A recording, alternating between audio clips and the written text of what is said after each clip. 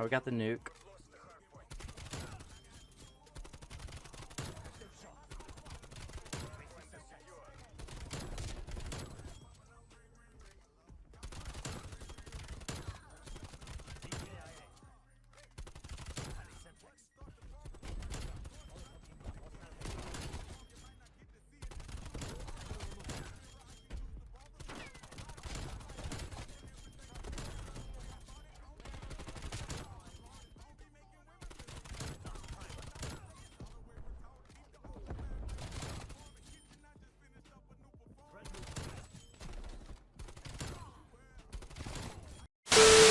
Alright guys, I'm going to be showing you the best settings here in Black Ops Cold War. So real quick, if you are new to the channel, make sure to drop a like, subscribe to the channel, and as well guys, most importantly, turn on all notifications so you do not miss any videos here I upload to the channel.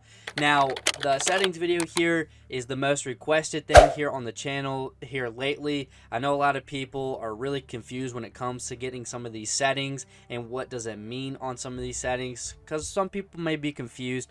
But as well guys, you know how I play, you know, I have a very special type of settings that I use and it helps me out. So I definitely, if it helps me out, I hope it helps you guys out as well. But anyways guys, if we can, let's get 600 likes on this video, but since it's a highly requested video, that would be much appreciated. But anyways guys, let's go ahead and get into the best settings here in Black Ops Cold War.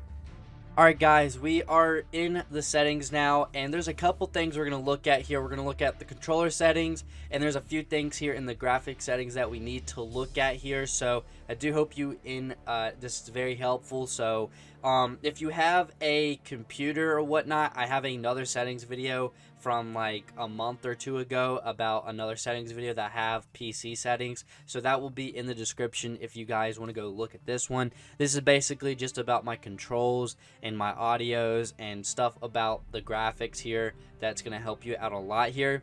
So the first thing what you're going to want to do here is you're going to go down to the field of view. Now this is the question I mostly get asked. I get accused of hacking, modding, whatever you want to call it. Paradox, how do you run so fast? The reasoning behind that is my FOV. My FOV field of view is at 120. Now, if you have this on like 60 or if you have it on 80, 100, you know, it doesn't feel as great, but when you make it to 120, I'm promising you guys it is absolutely insane, and you feel like you're basically playing Call of Duty while your profile or your character or soldier, whatever you want to call them, is basically on rollerblades. You're very quick with it. You run super fast. Well, you don't really run fast, but you just feel faster due to the field of view. So this is very helpful to just put at 120. So make sure to do that. And there is two things here that you need to worry about. We have we have our ADS field of view, aim down sight, and then we have vehicle aiming field of view. Now, I don't run, the vehicle thing here, but as you see here, both of them are affected. Now, as you can see here by the on the right here, little screen right here underneath me, you kind of see that on the left and right pictures, one is independent and the other one is affected. As you see here on the left side, when you aim down sight, the gun zooms in more in, but when you are affected, you are not aiming in as much, and you kind of just aim down sight you can see what's going on around you. So it's very helpful to run that. So this is a very good thing to run as well. Now, another thing here is going to be the color blind. Mine's under display mode because I'm on PC, of course, so it might be in a different area for you guys. I'm not sure. I don't play on PlayStation anymore. So you're going to kick the the color blind area. You're going to go here and change the color blind type to Trinitopia. Now, there's different colors. As you see, there's different shades you can run, but I am running the Trinitopia, and I'm making my allo color green. It's just easier for me to see the mini map where I'm at, the kill feed, as well as it's just very helpful just to make it very vibrant here in the kill feed, the mini map, or wherever it may be. The ally color is going to be blue. Now, I don't really change much about what's going on here with my game, like when it comes to allies or whatnot. I just keep mine at blue. Don't change that up at all. But the main thing you're going to want to change here is the enemy color, and you're going to want to change it to yellow. Now, there is multiple reasons why I do this. The first thing, it makes it easier so you can see the mini-map. The mini-map, you can see it clear. They're going to very stand out from what's going on in the mini-map, because sometimes the mini-map does are see-through, so you definitely want to throw this on. It's going to be very helpful for you to read the minimap way easier, where to tell people are, which is a very good thing. The kill feed is very more brightened up and clear when you have yellow on as well. So when you shoot and kill someone, it'll show up as yellow. So it's very nice if you're trying to see your, like, if you're trying to have like a little kill feed, or if you're trying to do like a montage or whatever, you definitely see what's going on. And then finally here, when you're in a gunfight or whatnot, you aim down sights and you can actually see their yellow name on top of them, so it's very helpful. It's kind of clear, so you can see what's going on, and you can definitely see how much damage they have taken, and you definitely can tell, like, are they close to being dead, or are they going to be one shot. So it's very helpful to read so many things about an enemy while using the yellow colorblind type. So it's very helpful here. Now that is really it for the display. Now it's time to get into our actual controller settings. Alright guys, we are here with the controller settings now. Now this is very, like, my opinion, and you know, definitely if you want to try these out, go ahead and give it a try here. I think it's very helpful. I feel like you're going to get a lot more kills. You're going to be able to win more gunfights, and just basically everything here when it comes to playing Call of Duty. I will do this in every single Call of Duty I play. I will make a settings video for you guys, which is very helpful here. So for our first thing we're going to be looking at here is our horizontal stick sensitivity and vertical stick sensitivity. I have this on A8.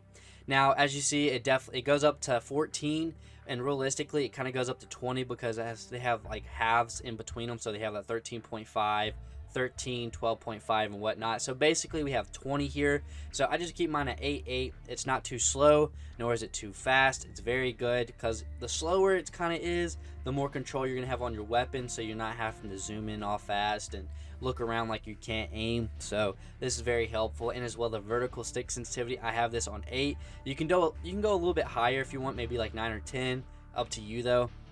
I just keep mine at 8 because it's already fast enough. This is basically just going to say, like, you know, if people are on a cliff or whatnot, in a building, or like, you know, someone camping up like higher level than you, you can just look up and down faster, which is very helpful as that as well.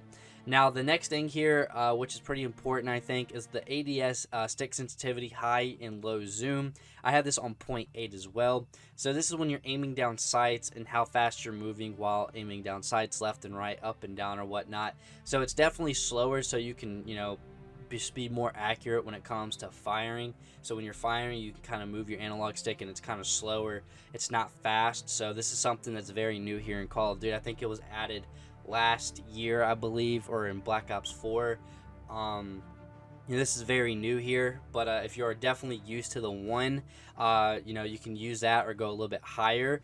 But if you are playing core and you're trying to get your shot on more perfect and your accuracy better, you definitely want to lower it a little bit. You can go even below 7, like 0.8. You can go down to like 0.6 or something. It's up to you, but I use mine at 0.8. Very comfortable. You're going to hit more shots. Your shots are going to be more accurate, so that's very helpful to run.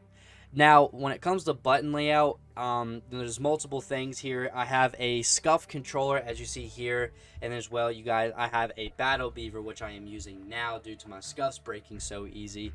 So, I'm using default, but the thing is with this, I have these little buttons right here. You can't see them, you can now. There's these buttons right here. You know, I can click A, or like this right one here, and it'll click like it's pressing X for me, or I can click this other one and it'll back out, just like if I were to jump or slide in game. But that is very helpful. You can run default, but if you don't have like a scuff, or if you have a Battle Beaver or whatnot, I would say either run tactical, run stick and move, or you can run actually default. Those are the 3 I would run. Definitely if you're not more advanced with moving your fingers a lot more and stuff like that, I definitely would try to, you know, use like the stick and move or tactical. But if you're fine with like moving your thumbs a lot while aiming and shooting and stuff, you know, definitely default will be a good one for you as well. So that is really it for that. The next thing here, we have the flip L1, L2, R1, R2 thing. I keep mine default. My fingers are just too long and too big just to have them up on the top triggers here. It's just very uncomfortable for me. So you definitely want to have these on the bottom ones. If you, it's all preference right there. I can't really say, you know, what not to not run. So this is very helpful. I have mine default, so that's it. You want to keep this invert vertical look disabled. This means that if you look down, you look up, you look up, you look down. It's just inverted, so you definitely want to keep this disabled. Now here comes the big thing here, which is the aim response curve type. I run this at dynamic. Now I'll just make this simple so I don't have to go into depth much about it. If you are good and you can hit your shots and run around, and just if you're good at the game, run dynamic. And if you are a beginner at the game, you really can't hit your shots, or you're having a little bit trouble playing Call of Duty, and just with your aiming, you're running around and stuff like that, just when it comes to getting in combat, you definitely want to throw on linear. This is going to be very helpful for you. But definitely, I would say if you are a little bit advanced, or if you want to try just going straight up to advancing your play style and how you play, definitely throw on dynamic. This is going to be very helpful. It's a faster response time on your analog stick, so when you're aiming, it aims with you, so wherever you go with it, it goes. So it definitely does help with faster initial response times, so it's definitely better, it's smoother and everything like that. But if you're having hard time aiming or whatnot, linear is going to help you it's kind of like having training wheels on a controller for your aiming, in a way, if that makes sense. So it's going to help you out a little bit more, but definitely dynamic is the way to go. Now, controller vibration, just have it off. I don't even go into it. It just throws your aim off. You don't want to miss your shots, so that's definitely going to help you. You're not going to miss any of your shots keeping this disabled. And then the most important stuff is down here at the bottom here, aim assist. Now, you definitely want to have this on as a controller player. You need that. You don't have your whole arm to aim and whatnot, so definitely have target aim assist on. In your target aim assist, you can have it on. There's different modes. You have standard, legacy, precision, and focusing. Definitely just keep it standard. I know people are saying the focusing is the best one. It's not. It is not. Definitely just keep it on standard. The standard aim assist is very nice, very comfortable for you, and you're going to hit all your shots.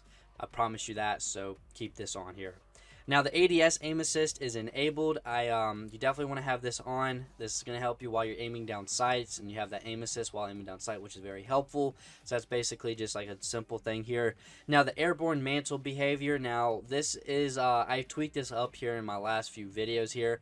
I kept mine automatic, so this means that they really fixed this a lot here because of two things. Now, the mantle behavior, I have mine on automatic because of two reasons here. One, they have nerfed the auto mantle a lot, so when you're jumping, you don't jump and latch onto other objects, so you don't mantle over them automatically. And as well, guys, if you have this on manual, this is very, very buggy. Now, what I mean to that is when you're trying to jump over a wall or something like that, you have to press it twice really quick, or you're not going to be able to jump over the wall. You're going to keep just jumping and jumping and jumping and jumping, and you're not going to be able to get over that wall, and you will get killed pretty quickly. So just keep this on automatic. They've fixed it. That's why I've changed mine from manual to second press. Instead, I have it on automatic now. Now, aim behavior, this is really up to you. I have this on hold. I know people that play on toggle, very weird. I don't know how or why, but holding is basically, when you just hold L2, you stay aiming down sights, and then when you let go, you don't aim out of sight anymore. So that's very helpful. Steady aim behavior, I have on hold. This like with sniper scopes or tactical rifle scopes, just have this on hold. Armor behavior, I just have this apply all. Attack vehicle control mode, aim based. We have this is very important as well, guys. Stick layout, or the stick minimum input, thresholds, and maximum. Now, when it comes to thresholds, you want to have your left stick threshold at 0.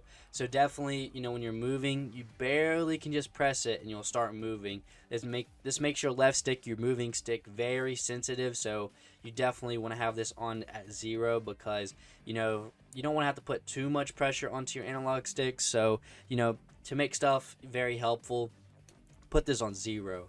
And you keep both of the max thresholds, just keep it at 99. Now, the right stick's going to be at 10. You don't want your aiming to have very sensitive, thresholds, because if you barely move it, it's going to have like a little stick drift feel. Or even if you're not even meaning to touch it at times, you'll look and you'll look right, like you'll go straight hard right. So that's very, very not helpful. So keep this at 10. And then I think the final thing we're going to be looking at here is our sprinting modes. We have auto move forward, disabled. You don't want to have that on. Auto sprint, disabled. Sprint behavior is to go, and then the sprint cancels reload disabled. Parachute auto deploy is enabled. You want to have your equipment behavior hold, and then your last thing here is going to be interact and reload behavior, which is going to be tap and reload. Tap to reload, I meant. Now that's really it for all my settings here. I do hope it helps you out. I know a lot of people wanted this, so it's really requested here. But anyways, guys, that is going to wrap it up for my settings video. Thank you guys for watching, and I will catch you on the next one. Peace.